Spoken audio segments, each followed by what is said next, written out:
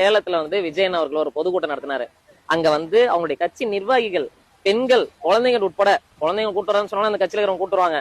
உட்கார்றதுக்கு ஒரு சேர் கூட போடலைங்க. குடிக்க தண்ணி இல்ல, உட்கார்றதுக்கு சேர் இல்ல. ஆனா நம்ம கட்சியில 1,50,000 பக்கம் வந்துட்டு மக்கள் வந்திருந்தாங்க. 1,50,000 பேருக்குமே அப்படியே கொஞ்சம் பாருங்க, அப்படியே கொஞ்சம் பாருங்க.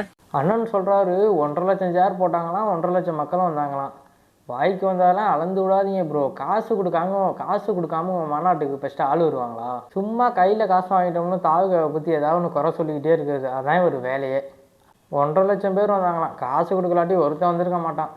இவர் சொல்கிற மாதிரி ஒரு சேலஞ்ச் வச்சுக்குவோம். 200 ஏக்கரில் 2 மாநாடு திடல் போடுவோம். இங்கிட்ட டிவிக்கே, இங்கிட்ட டிஎம்கே. காசே கொடுக்காம யாருக்கு அதிக கூட்டம் வருதுன்னு பார்ப்போம். சவாலுக்கு ரெடியாக அவரு. தாவேக்காவுக்கு சொந்த காசை செலவு பண்ணி லட்சக்கணக்கில் வருவாங்க ப்ரோ. உங்களுக்கு ஒருத்தன் வரமாட்டான், அபமானமாக போயிடும். நீங்கள் வந்து தாவேக்காவை குறை சொல்லிக்கிட்டே இருக்கிறது. போங்க ப்ரோ.